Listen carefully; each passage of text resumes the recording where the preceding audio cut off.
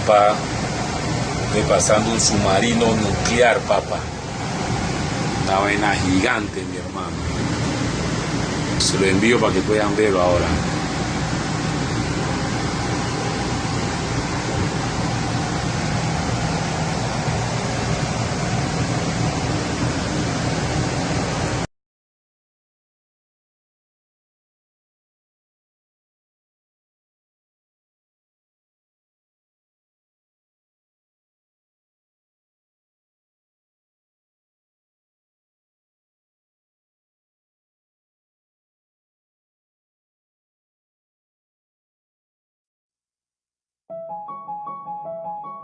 Siria está aquí, a 8 horas de avión de España.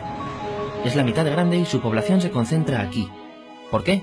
Porque toda esta zona es un enorme desierto, pero un desierto muy importante. Tiene 1/3 de las reservas de petróleo del mundo y también de gas natural. Según algunos, el nuevo petróleo. Para sacarlo de aquí y llevarlo a Europa, hay que rodear toda esta península y salir por el canal de Suez.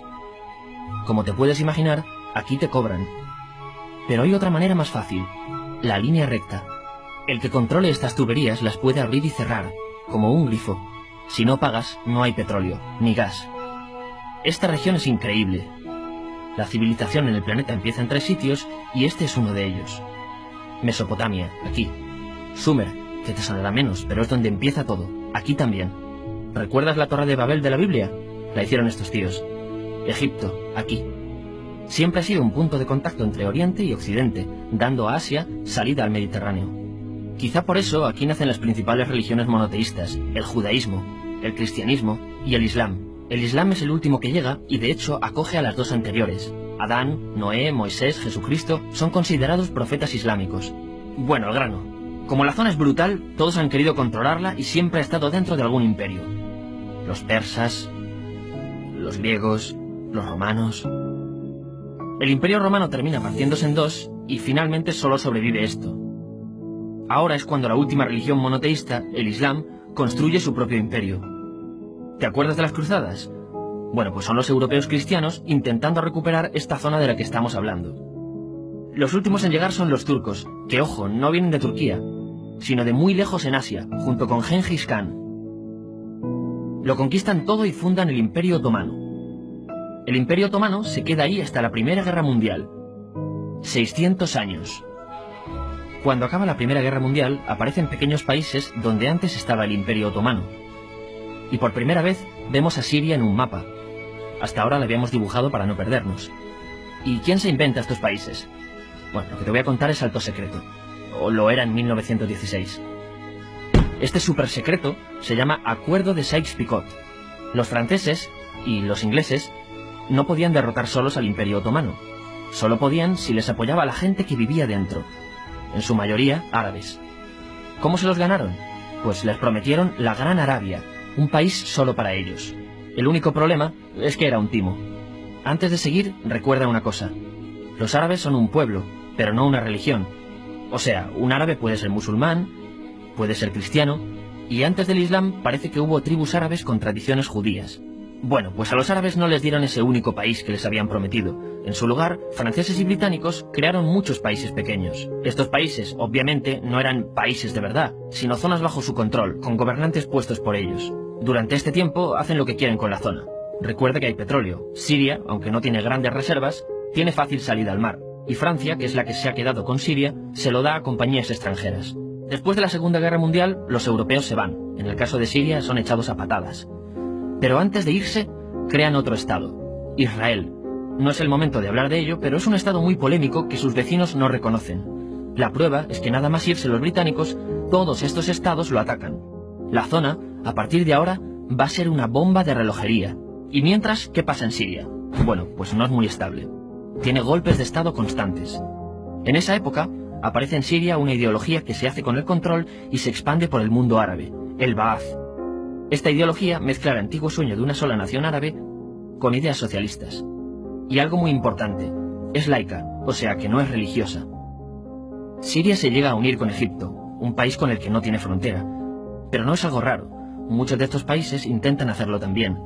Como recordarás, a esta gente se le había prometido un solo país y las ganas las seguían teniendo. Pero la unión falla. En este tiempo, Egipto les convence para nacionalizar el petróleo. En Siria, Al-Assad, el padre del Assad de ahora, se convierte en jefe del Estado Ba'ath. En Irak, también Ba'ath, comienza a ganar fuerza Saddam Hussein. Las diferencias entre ambos países dividen a los partidos Ba'ath de otros países en pro-Siria o pro-Irak. Ahora ocurre la Guerra Fría. El mundo se divide en dos: o eres de Estados Unidos o de la Unión Soviética. Son años muy movidos en los que se pegan constantemente con Israel, invaden su vecino Líbano y comienza una oposición islamista al régimen Ba'ath de Assad, los hermanos musulmanes. Vale, volvamos atrás un momento. Recuerdas que la mayoría de árabes eran musulmanes, ¿verdad? Bueno, pues dentro de los musulmanes hay dos ramas fundamentales: suníes, la mayoría, y chiíes. En el caso de Siria, a pesar de ser un estado laico, los gobernantes como Assad y los jefes militares eran chiíes, los cuales representan menos del 13%. En cambio, casi el 70% de la población es suní. Un dato curioso es que los cristianos son casi el 10%. Que los chiíes controlen el gobierno y ejército mosquea a la población suní, y ese sentimiento es aprovechado por los hermanos musulmanes, islamistas radicales suníes. Estos toman las armas en la ciudad de Hama, en contra del gobierno, y Assad acaba con la revuelta a costa de matar miles de civiles y encarcelar a mucha gente. En el año 2000, Assad padre muere, y le sucede Assad hijo. Ante las presiones, libera a muchos presos, trae internet y esperanzas de cambio. Hay un periodo de gran debate político y aparece la oposición. También vuelven los hermanos musulmanes. Los siguientes años son difíciles. Arrestan a la oposición. Y Bush incluye Siria en el eje del mal, y esto la aísla. Está mal visto negociar con Siria. Los kurdos, un pueblo que vive repartido por varios países de la zona, comienzan a protestar también. Hay represión y muertos. En 2011, te sonará esto, ocurre la Primavera Árabe. ¿Qué es esto? Bueno, es una protesta que se va propagando por todos los países árabes pidiendo más democracia. Como ves, el mundo árabe, a pesar de estar dividido en países, tiene tendencias generales. Cuando llega a Siria, Assad hijo termina usando el ejército y en los enfrentamientos mueren unas 1000 personas. Los enfrentamientos irán escalando hasta que se conviertan en guerra civil. No hay un momento exacto de inicio. Lo importante es que hoy en día hay numerosas facciones en juego. Vamos a verlas. Pero primero piensa en que todo está dividido entre chiíes, la minoría, y suníes, la mayoría. Chiíes, y además laicos, o sea, no religiosos, son el gobierno de Al-Assad. Controla todo esto, que si recuerdas son básicamente las zonas chiíes del país, y está enfrentado al resto. También mayoritariamente laico, pero suní, es el Ejército Libre de Siria, o FSA en inglés, junto con el Frente Islámico, que es religioso, y otros 70 y pico grupos más, forma una coalición que la prensa llama simplemente la oposición.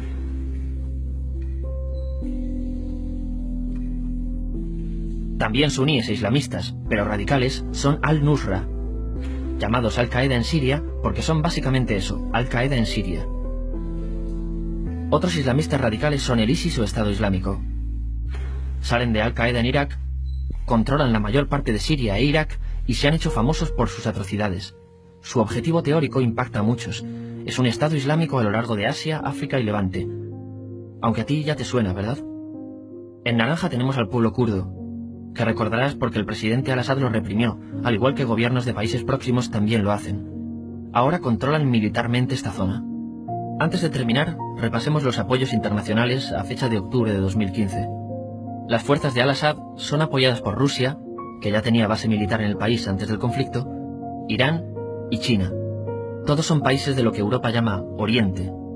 En contra de Assad, apoyando a la llamada oposición, luchan Estados Unidos, Turquía, Francia, Gran Bretaña y Arabia Saudí. Podemos terminar con algunas conclusiones. Te advierto que esto ya es pura opinión. Si recapitulamos, vemos que la región es estratégica. Por su situación privilegiada, todos la quieren. Siria siempre ha estado bajo el paraguas de grandes imperios. Piensa que hace 100 años la actual Francia era Francia. Gran Bretaña era Gran Bretaña.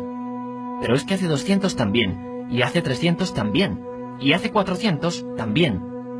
En cambio, Siria solo es Siria desde hace menos de 100 años, y solo se gobierna a sí misma desde hace poco más de 50. Además, jamás decidieron sus fronteras, se las impusieron.